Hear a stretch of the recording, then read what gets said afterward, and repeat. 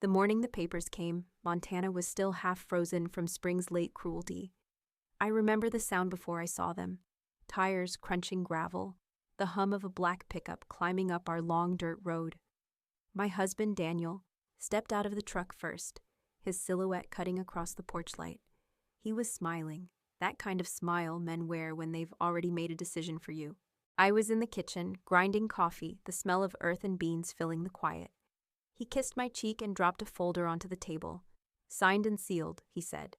I looked at it. Legal papers, thick with oil company logos and stamped seals. "Signed?" I asked. He nodded. "You signed last week, remember, the land deal. You said yes." My hand froze over the grinder. "I never signed anything, Daniel," he chuckled, as if I'd told a joke. "You must have forgotten. It's done now. We're free. No more struggling with ranch debt. We'll finally live." But I knew that look in his eyes. Not freedom, but greed. Something dark and slick. That land had been my father's. Before him, my grandfather's. Every acre had blood in it. Men who fought floods, frost, and fire to keep it alive. The Blackwater Ranch wasn't just property, it was lineage. Roots. And he sold it. Without me. I reached for the papers. "Let me see the signature." Daniel hesitated for half a second. Long enough. My name, Selene Kaur. Written in shaky cursive. Forged, but close enough to fool anyone. I felt the floor tilt beneath me. "You forged my name?" My voice cracked. Part disbelief, part fury. He sighed. "It's not like that. They offered good money. You'd have said yes eventually. I just expedited things." Expedited things. That's what he called betrayal. Outside, the wind rose, carrying dust from the road, a dry whisper against the windows. I stared at him, searching for any trace of the man I'd once married. The man who used to bring me wildflowers from the creek, who swore this ranch was home. But that man had been buried beneath dollar signs and drilling rights. "Daniel," I said quietly, "you sold my father's grave." He rolled his eyes. "Don't be dramatic, Selene. It's business. They'll bring jobs, modernize the town. You'll thank me later." That night, I couldn't sleep. I sat on the porch under a sky so black it swallowed the stars. Somewhere in the dark, I could already hear the trucks, engines of greed heading our way. My hands trembled. I wanted to scream, to tear the papers apart, to make him feel the same violation clawing through me. But all I did was sit there, frozen, my breath fogging the night air. I thought about my father's voice, the way he used to say, "This land will protect you if you protect it." And I realized something cold and sharp. I had failed it, or maybe not yet. The next morning, Daniel was gone, off to celebrate, probably, with the men who bought my life's soil. I stood by the window, staring at the tire tracks he left in the mud. And for the first time in my 45 years, I felt something elemental awaken inside me. Not sadness, not even rage, something deeper. The earth doesn't forgive, I thought, and neither will I. I walked to the old barn, opened my father's safe, and pulled out his old ledger, the one he used to record every acre, every boundary, every name of every hand that ever worked this land. I'd protect it the same way they did, with patience, cunning, and fire if I must. Because when men take what's sacred, they forget one thing. The land always remembers. And so do I. As I shut the barn door, I saw a plume of black smoke rising in the distance. Trucks, oil drills. They were already breaking ground. And right there, beneath the bruised Montana sky, I swore. They may have stolen my ranch, but I'd burn their empire to the ground before I let them keep it. I learned how to move through town the way the seasons move through Montana. Slow, steady, unremarkable. If I wanted to be seen as anything other than Selene Kaur, I needed to become someone who belonged here and nowhere else. I found my name in the classifieds. Leah Corbett, a transient laborer with a history of short contracts and no family. I memorized her details, then made them mine. New driver's license, a patched jacket from the thrift store, a hard hat with someone else's sticker on it. The oil company hired locals and drifters alike. They wanted hands, not pedigrees. That would be my advantage. My first day on the site, I smelled diesel and mud and something metallic under everything. Men with sun-leathered faces eyeballed me like a new calf. I smiled the right amount, kept my head down, and learned the cadence of the machinery. The foreman, Hank, barked orders and measured loyalty in minutes. He didn't ask about my past. He asked if I could lift. I did. Work keeps you honest in a way I'd forgotten. Sweat became my camouflage. I sat on pipe couplings at lunchtime and watched the way the men passed information. Sideways glances, jokes that hid warnings, cigarettes that punctuated a lie. I listened more than I spoke. I learned names. Hank, Mason, Rivera. I learned timings. 2 deliveries a week, security sweeps at dawn and dusk. A small mobile office with a padlock that never saw sunlight. I also learned about the company's arrogance. They treated land as a problem to be solved. They promised jobs while they drew maps. They promised safety while they sealed waivers. A helicopter once skimmed over the Blackwater meadow, and the men on site cheered like it was a parade. I felt like vomiting. That meadow held my father's graves. I swallowed bile and kept my hands steady. At night, in the trailer I'd rented under Leah's name, I read everything I'd smuggled out on my phone. Scanned copies, a notarized signature I'd photographed the day Daniel left the folder on the kitchen table. It looked grotesquely familiar. I compared it to every document I could find in the company's binder. A purchase order here, a rights transfer there. The same curving loop on the S appeared again and again. Daniel's handwriting was a thief's watermark. Then I met Maya. She worked for a small legal aid group that opposed reckless drilling. She was young, not much older than my eldest niece, with an intense way of listening that made me confess things I hadn't planned to. She came by pretending to check on community outreach. She left with a note scribbled on a napkin. Be careful. They watch people who ask questions. Her eyes, when she left, told me she suspected a story worth following. Maya was dangerous in the way journalists are dangerous. She asked the right questions and made you answer them. Over 3 days, she fed me tidbits. The company's shell corporations, a recently awarded federal permit with oddly expedited approval, and an unnamed consultant who handled landowner notifications personally. The name of the consultant tasted like acid when she said it. Brennan Shaw. He was a fixer, a fast signature, a faster handshake. I began to map their arrogance. I sketched routes from the site office to the northern ridge, where the pipeline surveyors had marked stakes. The pipeline would run within yards of my childhood creek, through the meadow where we had buried saplings in spring. My hands trembled as I placed a tiny sticky note labeled cemetery. I had never put a sticky note on my own family before. On the 4th night, a windstorm hit. The rig lights blinked like distant lighthouses. I used the storm to slip out and walk the perimeter. The survey stakes were fresh, the ground pocked where heavy equipment had been tested. I found a fluorescent ribbon tied to a stake near the old stone markers. My breath stopped. Someone had marked the graves. On the edge of the site, hidden under a tarp, I found the mobile office, the one with the padlock the workers joked about but never closed properly. I pried the hasp with a screwdriver I kept for tightening bolts, and the little door opened with a sigh, like an animal letting out a trapped breath. Inside, the office smelled of stale coffee and commercial paper. Filing cabinets towered like bones.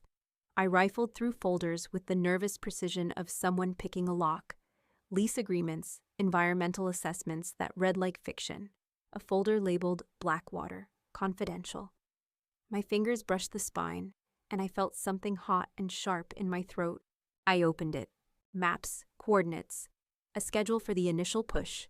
They planned to start directional drilling in 3 days. Photos of the meadow bore tape marks and handwritten notes. Possible burial? Verify. Someone had circled the oldest stone and written, move or mitigate. Then I saw the ledger, a slim notebook with signatures. Daniel's name was there, scrawled beside an amount and a stamped company seal. Beneath it, a typed note. Transfer executed by local intermediary. Signature authenticated. Release granted. My knees went weak. A drawer creaked behind me. I spun. The office light flicked on. A silhouette filled the doorway. Mason, one of the rig hands, his face half in shadow. He held a thermos like a talisman. For a heartbeat, he said nothing. Then he smiled, a slow, private smile, like someone who knew what secrets tasted like. Leah, he said, and the name landed like a stone. What are you doing in the boss's office? My throat closed. The map on the desk, the signature, the circled stone, all of it pulsed hot like an accusation. I could lie. I could run. But this was the first real opening I'd made into their heart. Losing it now would cost me everything. I set my jaw and met his eyes. Looking for the right place to pee, I said. And it sounded small and ridiculous to my own ears. Mason's smile widened, like he'd been waiting for me to bruise my dignity and now had permission. He took a step closer and the thermos clinked against his hip. The trailer hummed with machinery from outside, the storm masking our breaths. "People go missing here," he said. "You better watch which names you use." The light flickered again. I realized then that I was no longer the hunter moving alone. I had a listener inside the beast, and he was watching me with the same curious hunger that had put rigs on my meadow and sold my name for a stamp. Behind Mason, through the murky window, I could see the survey stakes and the ribbon tied to my family's stones. The ribbon fluttered as if waving at me. "Remember." Mason's hand brushed the ledger, then froze. He looked at my face, searching for something: pity, defiance, alliance. And for a sliver of a second, I thought I saw recognition. Then Mason leaned in and whispered, almost conspiratorially, "You don't know what you've started, Leah." My mouth went dry. Outside, the wind howled. In my palm, my phone buzzed with a message from an unknown number.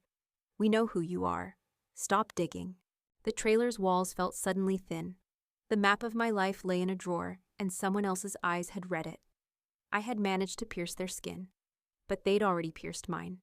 I closed the folder, slipped it beneath my jacket, and walked out into the storm with Mason's words clinging to my back. I had his attention. That could be a tool, or a noose. Either way, there was no turning back. Morning broke gray and reluctant. The storm had stripped the mountains bare, leaving a brittle calm that felt staged. The kind of silence that waits for a mistake. I barely slept. Mason's voice had replayed in my head all night. "You don't know what you've started." By sunrise, the mud had hardened into frost.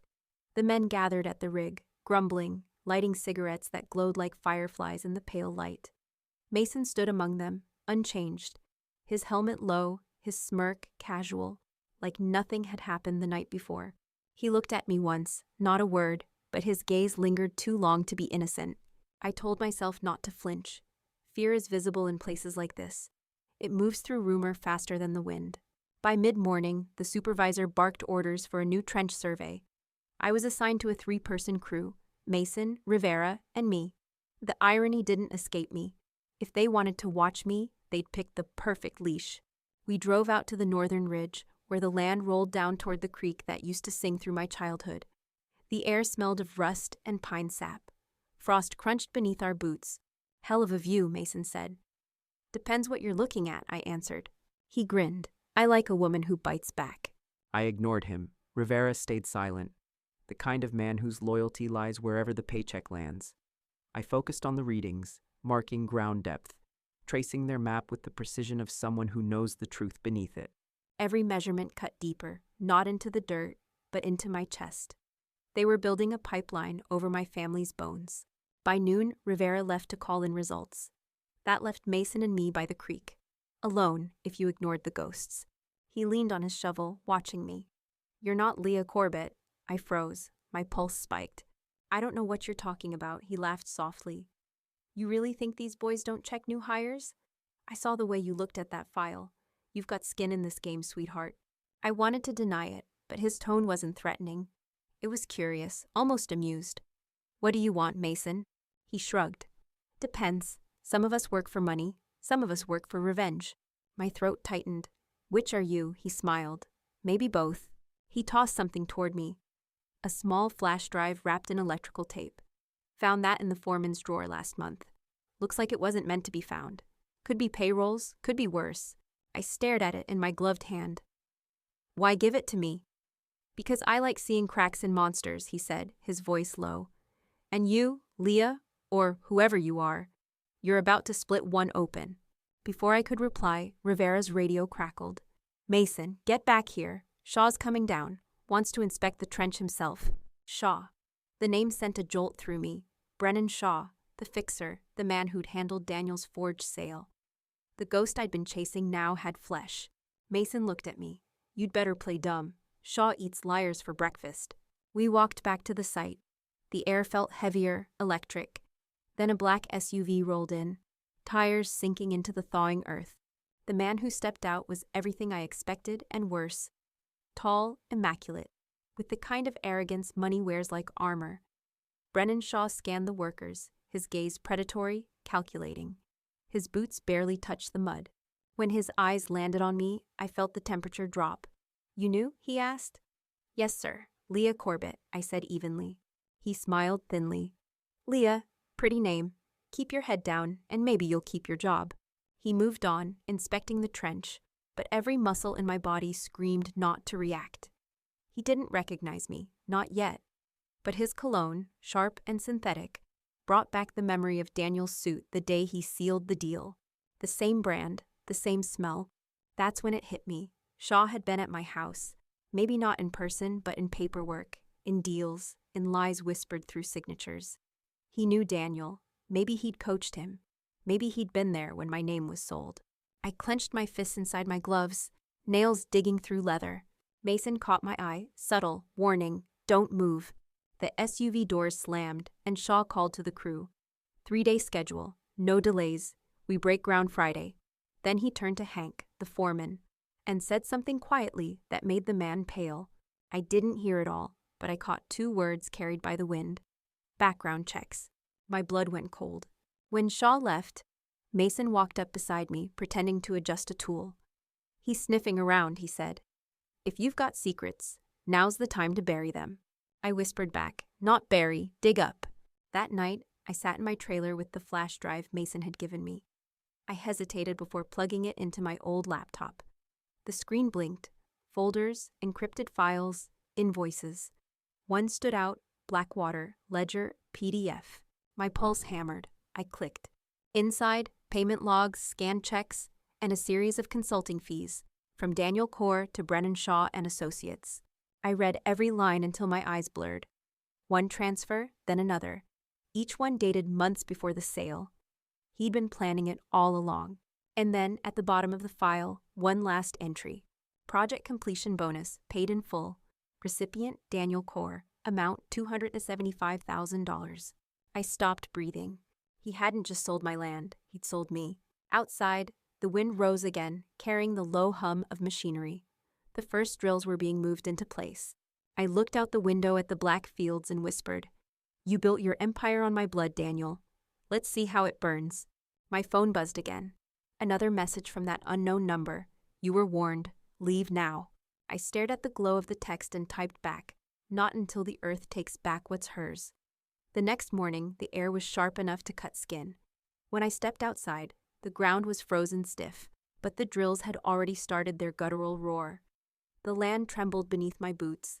My land, now carved open by strangers. Sleep had left me hours ago. Every sound was too loud, every silence too dangerous. My mind ran through one truth on repeat. They knew who I was.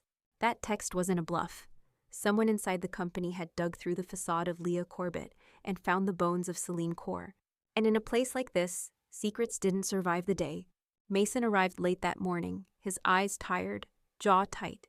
He didn't joke, didn't smile, just a quick nod before getting to work. That more than anything told me something had shifted. I caught him between shifts, behind the equipment shed, the smell of oil thick in the air. "You knew they'd come after me," I said quietly. He didn't deny it. "They don't like questions, Leah, especially not from ghosts." I frowned. "Ghosts?" He flicked ash from his cigarette, his breath fogging. "That's what they call people who shouldn't exist on the payroll. You're lucky they're still warning you. Usually they skip to stage 2. Stage 2? Accidents, falls, fires." His tone was flat, not dramatic, the kind of truth that's already happened to others. I stepped closer. "You've seen it." He looked at me, expression unreadable. Let's just say the last guy who asked for environmental reports fell off a scaffold. Twice. The wind hissed through the metal siding, and for a moment I thought I heard my father's voice again. "Protect the land, Celine, or it will die twice. Once by greed, once by silence." I clenched my fists. "I'm not running," I said. "I figured you'd say that." Mason's mouth curved into something like a half smile, half warning. "Then you'll need more than courage. You'll need proof." He pulled out a small, battered camera from his jacket. "I rigged this on the North Ridge last week. Picks up night movement. You want to see who comes and goes after dark?" This'll show you. I stared at him. Why are you helping me? He shrugged. Because once I watched them do the same to my brother's farm in Wyoming. Drained it dry, poisoned the soil, paid him in lawsuits. He drank himself into the ground. So maybe I just want to see one of them burn for once. Something flickered in my chest. Not trust, not yet, but recognition. We were both ghosts, bound by the same wound. That night, I reviewed the footage. The camera caught faint movement, trucks rolling in after curfew, men unloading barrels, not drills or equipment, but something smaller, unmarked. Each barrel had a label, waste fluid. I zoomed in and my stomach turned. They were dumping it near the creek, the same creek that fed the local wells. If that footage reached the right people, it could trigger a federal inspection, but I couldn't send it yet. Not without connecting it to the forged sale, to Daniel, to Shaw. Evidence without context was noise. I needed a symphony. The next day, I visited Maya again. We met at a diner on the edge of town where the coffee tasted like metal and everyone pretended not to listen. She wore a gray coat and nervous eyes. You shouldn't have contacted me, she whispered. You said you wanted truth. I have it, I said, sliding the flash drive across the table. She hesitated. You realize what happens if I open this? Yes, people will finally see what they did. She leaned in. And you'll go down with them, Celine. This file ties you directly to the land sale, forged or not. Her words hit like ice water. She was right. If I exposed the company, I'd expose myself too. The woman who vanished after fraud accusations. The public would never care who forged what. They'd only see guilt. But guilt didn't matter anymore. Truth did. I looked her dead in the eye, then let them see me. Maya studied me, then nodded slowly. All right, I'll dig. Quietly, but if they find out. They already know, I interrupted. She sighed. Then you'd better be ready for the next move. That move came faster than I expected. By evening, as I drove back to the trailer, I noticed headlights trailing too long behind me. Not close, but steady, mirroring every turn. At first, I told myself it was paranoia. But when I slowed, they slowed. When I sped up, they did too. I turned off onto the old service road, a shortcut through the forest that only locals used. The headlights followed. The wind picked up, whistling through the pines. My pulse pounded in my ears. Halfway down the road, I killed my lights, coasted to the side, and waited. The other car passed slowly. Dark SUV, no plates, tinted windows. It didn't stop, didn't need to. It just wanted me to know it was there. When I finally reached my trailer, I locked the door, heart hammering. A single envelope lay wedged under the frame. No postage. Just one sentence written in neat, deliberate ink. The ground takes back what bleeds on it. I stared at it, chills crawling up my spine. It wasn't a threat. It was a promise. One that sounded far too much like my own. That night, I sat at the small wooden table, staring at the maps, the evidence, the ghosts I'd woken. Every path forward led to danger. Every path backward led to shame. But beneath it all, one truth hummed like a heartbeat. If the earth remembers, then it also waits. And it was waiting for me. Tomorrow I'd return to the ridge. Not as Leah Corbett, not as Celine Core, but as the reckoning they'd sown. I whispered to the dark, they wanted a ghost. I'll give them one. Outside, the frost cracked like bone beneath the night wind. By dawn, the world was brittle again. Air sharp enough to slice through breath. Light thin as frost on bone. I drove toward the ridge in silence, the truck rattling along the gravel road that once led to peace. Now it led to war. Every mile between me and the Blackwater Ranch felt like a countdown. Not to destruction, but to revelation. If the earth really remembered, then today she would speak. When I arrived, the rigs were silent for once. The men stood in clusters, muttering. Hank, the foreman, was red-faced, waving a clipboard like it was a sword. Something was wrong. Mason was already there, his hard hat tilted back, arms crossed. He spotted me and gave the slightest nod. A warning, not a greeting. I joined a group of workers pretending to check fuel gauges. Their whispers carried easily through the cold air. Someone broke into the storage yard, dumped barrels down by the creek. Foreman saying it's sabotage. My pulse quickened. Someone had moved the evidence before I could. Hank stormed past us, barking orders. Nobody leaves till we find out who did it. Shaw's flying in this afternoon, and if he smells chaos, we're all fired. The words "Shaw's flying in" hit me like thunder. This was it, my chance to get close enough to expose everything. But the timing was dangerous. If they already suspected me, Shaw's arrival could end it all before I made my move. I turned to Mason. "You didn't do it, did you?" He shook his head. "Not this time, but maybe someone else wants the same thing you do." That possibility sent a chill through me deeper than the cold. Someone else was playing in my shadow. By noon, the site had tightened into a hive of suspicion. Hank had the guards checking bags, IDs, even boots. When they reached me, I kept my face calm, breathing evenly as they opened my backpack. A map, gloves, a small wrench, nothing else. The USB and footage were hidden elsewhere, inside the lining of my jacket, stitched into the seam. My father used to say a secret is safest when it travels with skin. After the inspection, I headed to the northern ridge under the pretense of checking equipment. Mason followed, his boots crunching close behind. "You're playing with fire, Leah," he said. "And this time, it's real." "I was born in fire," I said quietly. He laughed under his breath. "You really think you can take Shaw down? He's got the sheriff, the mayor, and half the county in his pocket." "Then I'll burn the pocket."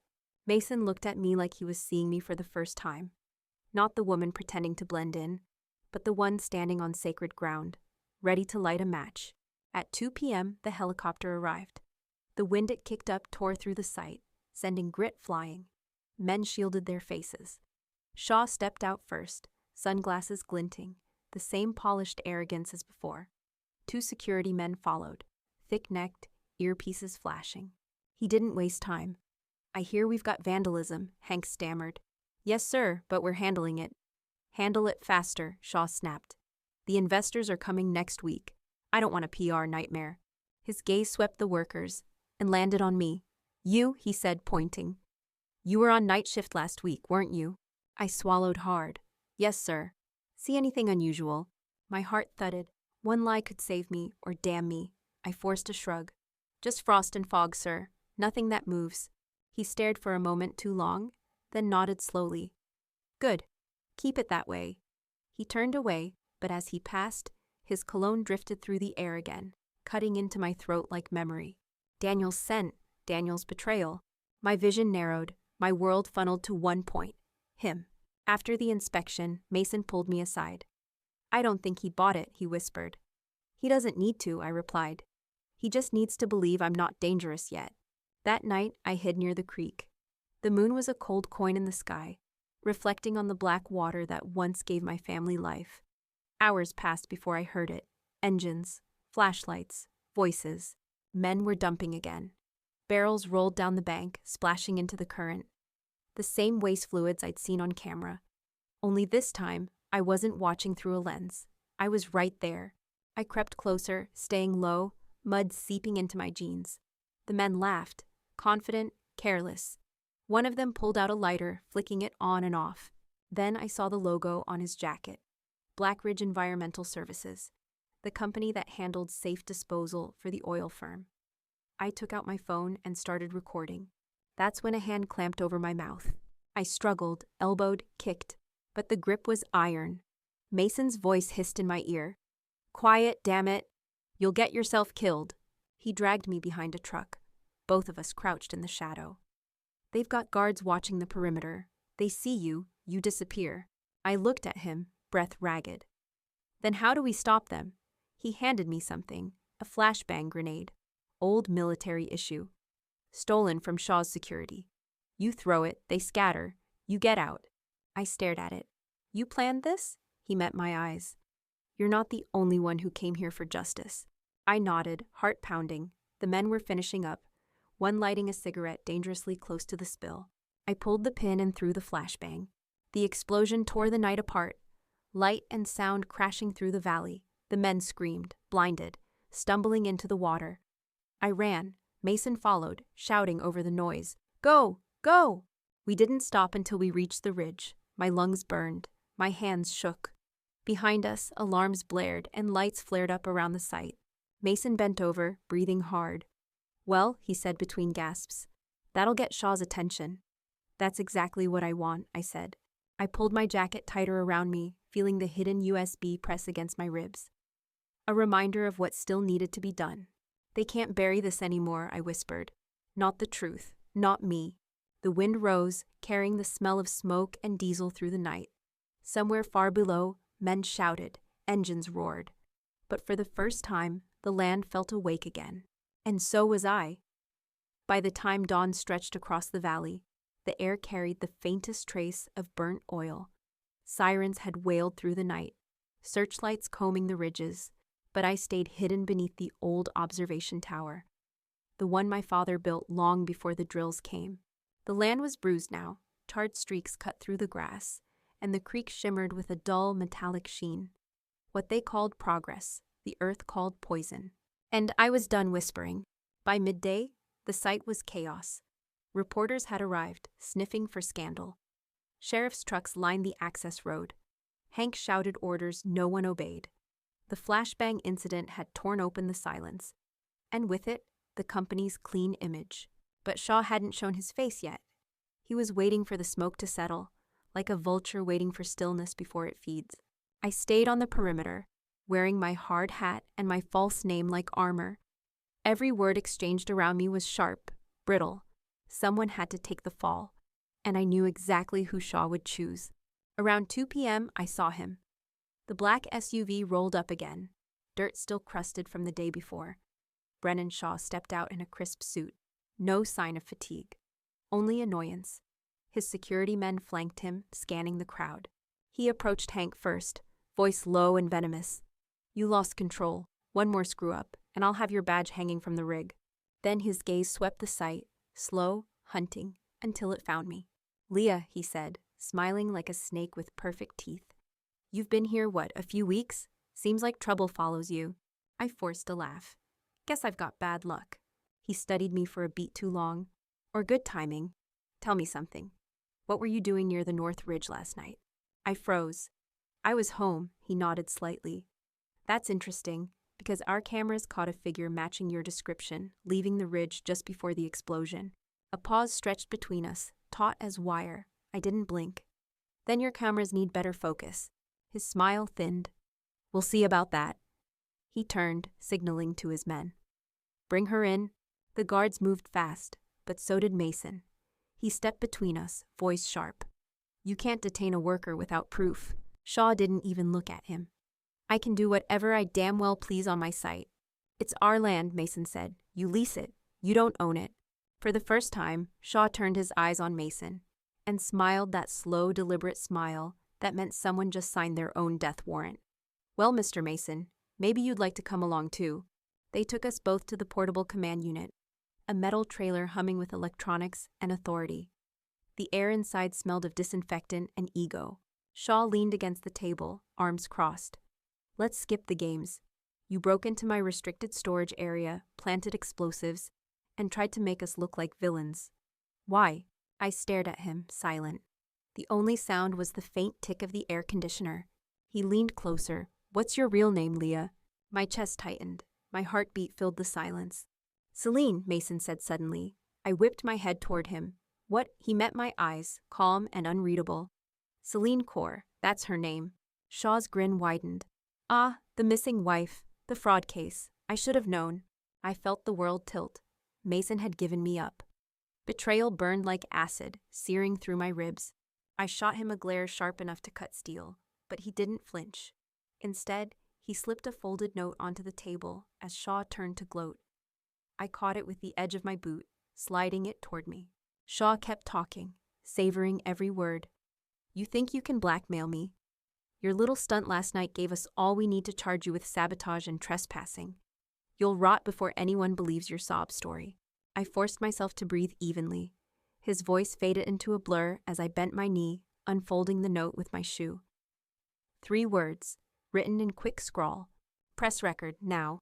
I looked up at Mason. He didn't look at me directly, but his hand rested on his jacket pocket, where I knew his phone was recording. Shaw continued, pacing.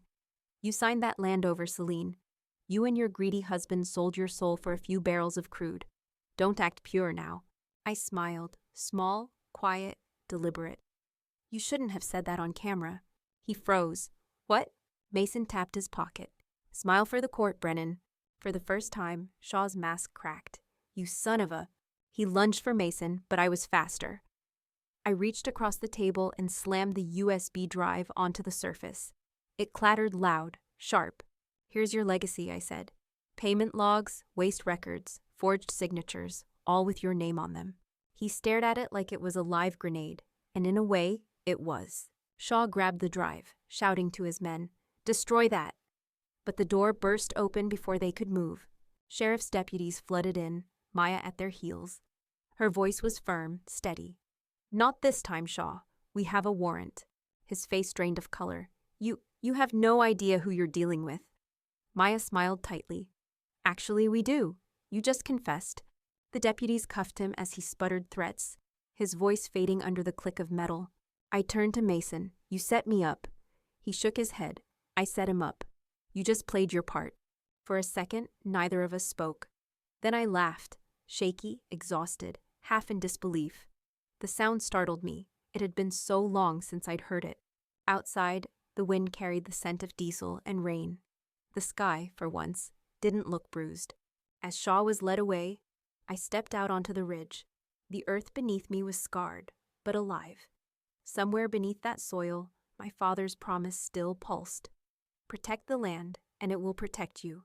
I knelt, pressed my palm into the dirt, and whispered, "It's yours again." The horizon flared gold as sunlight broke through the clouds. Justice doesn't always roar. Sometimes it breathes. The storm broke 3 days later, not the kind that drenched the land, but the kind that stripped it clean. By then, Shaw was in custody, the company's name plastered across headlines from Montana to D.C. Oil executive arrested for environmental fraud. The footage Mason recorded went viral. Maya's legal aid group released everything: the USB contents, Shaw's confession, even the dump site video. The world finally saw what had been done to the Blackwater Ranch. But justice, I learned, doesn't taste sweet. It tastes like ash, bitter, lingering, and hard to swallow. The federal team arrived with hazmat suits and polite apologies. They cordoned off the ridge, tested the soil, and promised restoration. I watched them work from my porch, the same porch where Daniel once dropped the papers that ruined me. He hadn't called, not once, but I knew he'd seen the news. And sure enough, on the 4th night, his truck returned. The headlights cut through the mist, and the sound of gravel under his tires echoed like ghosts waking. I stepped outside, shotgun in hand. Not out of fear, but ceremony. Daniel climbed out, older, thinner, a shadow of the man who used to laugh in the sun. "Celine," he said softly, "you look different." "I buried who you knew," I replied. He nodded, eyes darting toward the house. "They said you'd gone crazy, that you blew up the site." I smirked. "Crazy gets things done." He exhaled, rubbing the back of his neck. "You ruined me." "No," I said evenly. "You did that the moment you signed my name." He took a step closer. "You think this is over? Shaw will make bail. The company will rebuild. You'll still lose everything." I stared at him, the man who sold my bloodline for a down payment. "You really don't get it, do you? You already lost. The land isn't yours anymore. It's mine again." He laughed bitterly. "Yours? You think the government will give it back?" "They won't have to," I said, "because I never stopped owning it." I pulled a folded document from my coat, my father's original deed, notarized decades ago, the same one I'd found in his ledger the night of the betrayal. "This ranch was transferred to me before our marriage," I said quietly. "You forged a sale you never had the right to make." Daniel's face drained of color. That's impossible." "No," I whispered. "That's justice." He lunged then, a flash of desperation more than violence, and grabbed the papers. We struggled, boots sliding on the porch. The shotgun clattered to the floor. For a heartbeat, I saw the man I once loved. Not the fraud, not the coward. Just Daniel, scared, small, undone by the weight of his own greed. Then his heel caught the edge of the step. He fell backward. The sound of his skull hitting the dirt was dull and final. I stood there, breath shallow, rain beginning to fall. He lay still, eyes open, reflecting the porch light. Mason's voice echoed in my head. Accidents, falls, fires. Only this time, it wasn't an accident. It was consequence. The sheriff came at dawn. He looked at Daniel's body, then at me. "Self-defense?" I nodded. "He trespassed." He didn't argue. Everyone in town knew enough not to ask too many questions when Justice came home wearing mud. Weeks passed. The oil company folded under investigation. Maya's group received federal backing. Mason left the state quietly, leaving only a note in my mailbox. You were never the ghost, Celine. You were the fire. I folded it into my pocket and never saw him again. When spring returned, the Blackwater Creek ran clear again. No more chemical sheen, no more stink of fuel.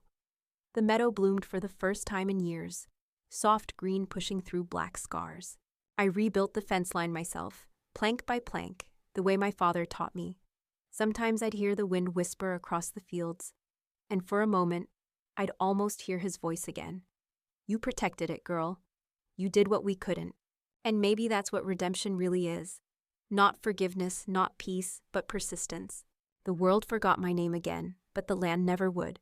As I stood beneath the vast Montana sky, the horizon burning gold, I whispered to the soil that had taken everything and given everything back. Let them dig their graves. I've already filled mine with roots. And when the wind passed through the grass, it almost sounded like applause. A year has passed since the fire, since the night Justice crawled out of the mud.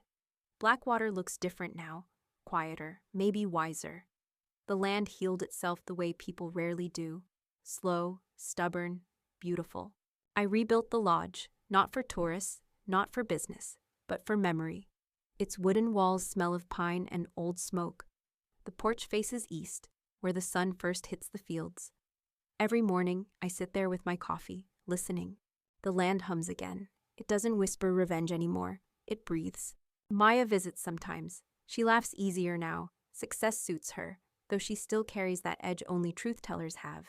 She brought me the final court papers last month. Shaw's appeal was denied. He'll serve 20 years, maybe more.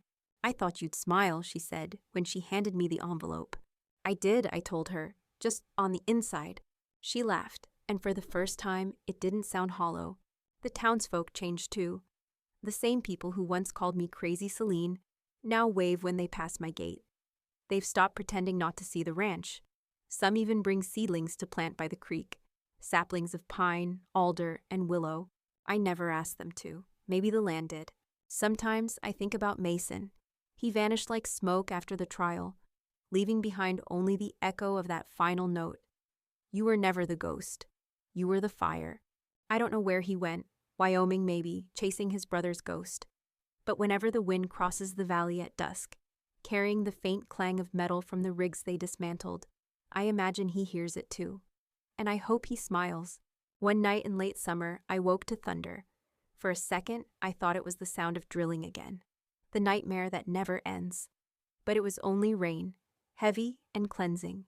I stepped outside barefoot, letting it wash the dust off my face. The earth smelled alive again, wet grass, wood, and something ancient underneath. I walked to the edge of the field, where the first wildflowers had bloomed after the cleanup. Their petals glowed silver in the lightning. I whispered, "You did it, Dad." But maybe he wasn't the one who saved it. Maybe the land saved itself, through me. The next morning, a letter arrived. No return address, just my name written in black ink. Inside was a single photograph, an aerial shot of Blackwater, green and whole again. On the back, one line written in Mason's scrawl. "The land breathes, because you did." I smiled, tucked the photo into my father's ledger, and closed it gently. The same book that began this war now held its peace. I still visit Daniel's grave once a year. It's simple, a small stone by the old fence line. No flowers, just grass reclaiming what's hers. I don't forgive him. I don't need to. Forgiveness is for those who still seek something. I found mine, in roots, in rivers, in the silence that finally feels like rest. Tonight, as the sun dips behind the mountains, I light a single lantern on the porch. Its glow spills across the wood like spilled honey. The wind picks up, gentle this time, carrying no warnings, no whispers, only the soft rhythm of peace. I sip my coffee, smile to myself, and think, the land remembers, but now it forgives too. Because sometimes, when the fire dies, what's left isn't ruin, it's rebirth. And as long as the Blackwater breathes, so do I. 2 years after the trial, Blackwater doesn't just survive, it thrives. The government finished its cleanup, packed up its trucks, and left behind a valley reborn. Grass now grows where the oil once shimmered. The creek runs clear again, thick with trout like when I was a girl. But more than the land changed, I did. For the first time in years, my story isn't about loss. It's about legacy. Every spring, I host what the locals call the planting. Families, ranchers, students, and drifters gather here, each carrying a sapling. Some plant trees for loved ones they've lost. Others plant hope for what's still to come. We start before dawn, when fog still clings to the ground. The first dig always feels sacred. One scoop of earth, one breath, one promise. I tell them what my father told me. The land remembers kindness, the same way it remembers pain. And every time a new root touches soil, I swear I can feel the heartbeat of this place. Slow, strong, forgiving. Maya comes every year too. She's different now. Sharper in her suits, steadier in her purpose. She's opened a legal foundation in Helena, fighting for landowners like me. She says Blackwater was her turning point. I used to think justice was about laws, she said once, her hands in her coat pockets. Now I think it's about people brave enough to break them for the right reasons. I smiled. Then you're one of us now. She laughed. Guess so, just without the shotgun. And then there's Mason. I hadn't seen him since the trial, not even a letter, until this spring. He showed up unannounced, just as the first thaw hit, leaning against the same old truck I thought he'd driven out of my life. "Miss me?" he said, grin crooked, eyes tired but warm. I didn't answer, just handed him a shovel. He laughed. That low, familiar sound that somehow felt like home. We planted side by side in silence, our hands dirty, our hearts finally quiet. When we finished, he stood, wiped his palms, and looked at the horizon. "You know," he said softly, "most fires destroy everything they touch." I met his gaze. Ours didn't. He nodded. "No, ours cleared the way." That night, we sat by the fire pit, watching embers dance in the dark. The stars felt close enough to touch. Mason tossed a twig into the flames. "Ever think of leaving this place?" I smiled faintly. "And go where?" "This land is stitched into me." He studied me for a long time. "Then maybe I'll stick around. Someone's got to make sure it keeps breathing." The wind shifted, carrying the smell of pine and ash. Not the scent of ruin, but of life that remembers how to grow again. Later, after Mason turned in, I walked alone to the edge of the property. The night was cool, the grass damp beneath my feet. I knelt, pressed my palm to the soil, and closed my eyes. It was warm, alive, listening. For a moment, I could almost hear voices, my father's, my mother's, maybe even Daniel's, softened by time and distance. They didn't haunt me anymore. They simply were. I whispered, "This is where it ends, and where it begins again." When I opened my eyes, the first light of dawn crept over the ridge. Mist curled around the trees we'd planted. Somewhere, water trickled. The sound of continuity, of forgiveness that needed no words. A new season, a new chapter, and a land that finally had peace. I turned toward the house, the porch light still glowing faintly behind me, and smiled to myself. I wasn't the ghost of Blackwater anymore. I was its keeper. And as long as the roots ran deep, neither of us would ever die. 5 years, 5 winters, 5 springs, 5 quiet cycles of rebirth. Sometimes I forget what life was like before all this. Before the betrayal, before the fire, before the land remembered me. Now, when people drive past the Blackwater Ranch, they don't see scars. They see green hills, tall fences, a woman standing on the porch with a hat shading her eyes. Some call me the keeper of the valley. Others still whisper my old name, Celine Kaur, the woman who fought the earth and won. But they're wrong about one thing. I never fought the earth. I listened to it. The lodge has become more than home. It's a haven. Volunteers come every season. Scientists, teachers, ranchers, even kids from the nearby reservation. They test the soil, plant native seeds, teach how to read the language of the land again. We built a small schoolhouse beside the creek. The kids call it the root room. Inside, sunlight filters through glass jars of wildflowers. On the wall, carved into a plank of cedar, are my father's words. "Protect the land, and it will protect you." When I see the children tracing those letters with their fingertips, something in me softens. The part that used to burn too hot. The fire that once consumed me now lights the way for others. Maya still visits when she can, She's a senator now, Montana's first to win on a platform of environmental justice. When she comes, she kicks off her heels, drinks my coffee, and laughs at how we once hid evidence in jacket seams. I still can't believe you faked your death, she teased last time. I grinned. It's Montana. People fake it all the time, mostly to avoid taxes. We laughed until tears came. But when she left, she pressed something into my hand, a silver pin shaped like a pine cone. For what you started, she said. I wear it every day. As for Mason, he never stayed long. Every few months, he'd show up with mud on his boots and a new story. A protest in Utah, a pipeline halted in Oregon, a farmer saved in Nebraska. He called it the long road home. Last winter, he finally stopped running. He built a cabin across the creek, where the birches grow tall and the air smells like thawed snow. Sometimes we work side by side in silence. Sometimes we don't need words at all. I once told him, "You're like wildfire, never meant to stay." He just smiled. Even wildfire leaves richer soil behind, and maybe that's enough. There are nights when I still wake before dawn, heart heavy with ghosts. My father's voice, my mother's lullabies, Daniel's silence.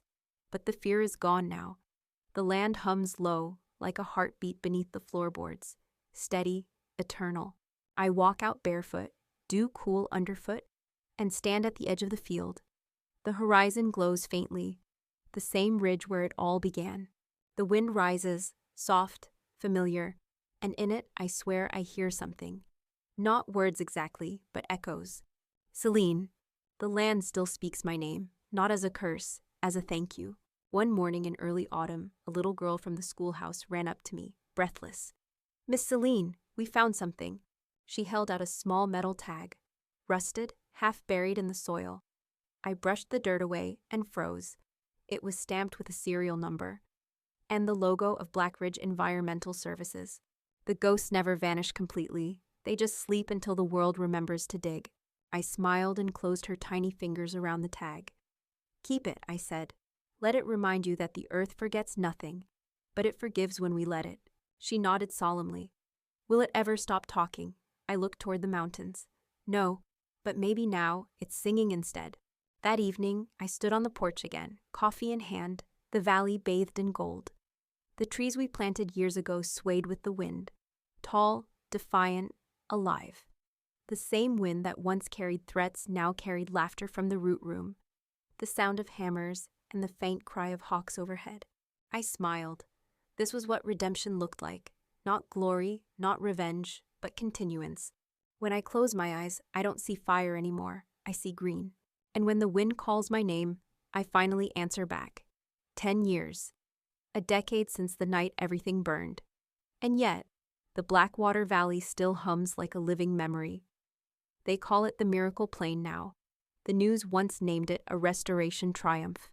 But to me, it was never a miracle. It was a reckoning. Because the truth is, nature doesn't forgive. It adapts. It changes form until it becomes something new. Stronger, quieter, inevitable. Like me, the morning light spreads across the valley in shades of amber and soft gray. Where the oil wells once drilled, wildflowers sway, yellow, violet, white, like tiny survivors waving to the wind.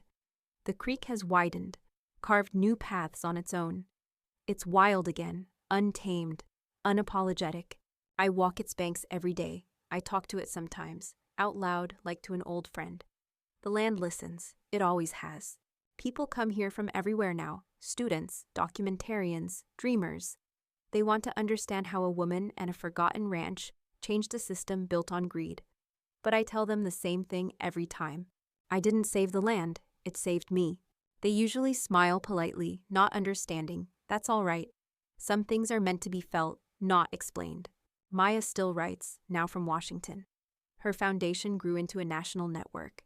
She sends letters, handwritten, always sealed with wax, and signs them simply, "For the next fire worth fighting." As for Mason, he's still here. His hair's grayer, his hands rougher. He never built fences between us, just bridges of quiet companionship. We share this land, not as lovers bound by need, but as survivors bound by purpose. Some nights, when the power flickers out, we sit by the fire. He tells the same joke every time. Guess the land wants us to unplug. I laugh still. Every time. There's a small museum now at the edge of the property, the Blackwater Legacy Center. Inside are the artifacts of our war, the forged documents, the photographs, the soil samples glowing faintly under blacklight.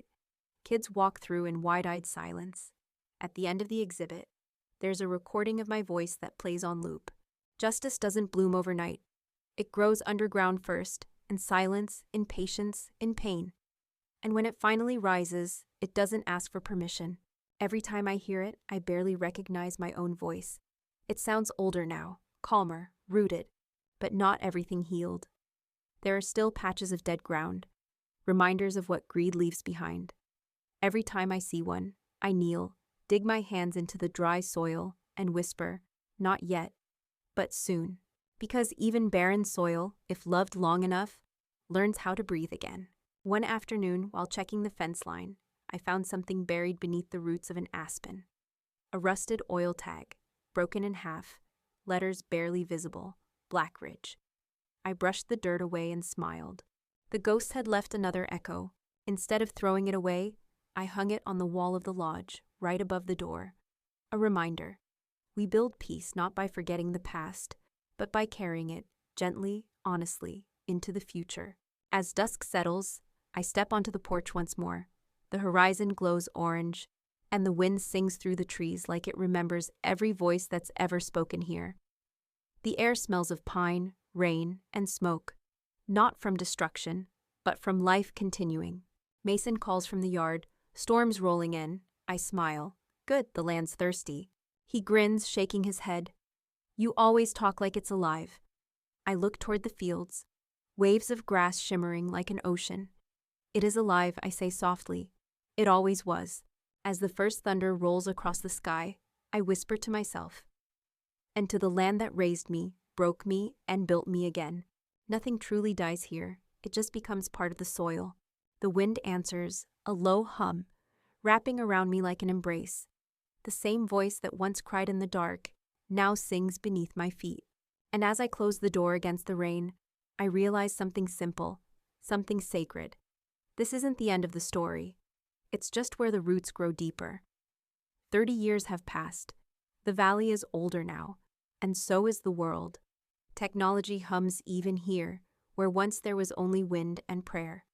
But beneath every invention, every machine, every voice that crosses these hills, there is still that same sound, the breath of the earth, the breath of her, of me, of us. Because the land doesn't die. It changes hands, changes names, but it remembers the heartbeat of every soul that ever loved it. They say Salina Core is gone, but the people who say that never step foot in the Blackwater Valley at dawn. If they did, they'd hear it, that faint melody that rises when fog curls low over the creek. A song made not of words, but of echoes. Wind through pine, water over stone. The slow rhythm of soil expanding with life. They'd see the lodge still standing, its roof silvered with age, its windows glowing gold with morning. They'd see children, grandchildren now, running through fields of grass taller than themselves, their laughter blending with the wind like notes in a hymn. And if they looked closely, they'd see an old leather-bound ledger resting on the porch, its final page open, blank, waiting for someone new to write. Each year, on the anniversary of the planting, the valley fills with people. Hundreds come, some descendants, some strangers drawn by the legend. They plant new seeds, sing old songs, and tell the story of the woman who listened to the land until it spoke back. There's a stone at the center of the field now. Carved into it are 5 simple words. The land still breathes here.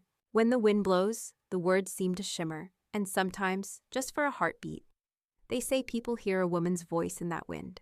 Calm, steady, proud.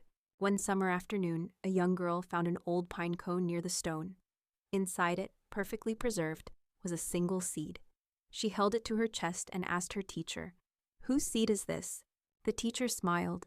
"It belongs to the one who gave the land back its voice." The girl thought for a moment, then planted it right where she stood. The crowd watched silently as she covered it with soil, her small hands trembling with care. And then, as if the valley itself were listening, a gust of wind swept across the field, stirring the grass, rattling the leaves, filling the air with that same deep hum that once followed Selena wherever she went. It was not goodbye, it was continuation. That night, as stars spilled across the sky, the new sapling stood alone in the moonlight. The creek whispered beside it. The air smelled of wet roots and promise. Somewhere, in memory, in wind, in everything alive, Selene's voice lingered. The land remembers love more deeply than loss, and every seed planted in faith is a promise kept in time.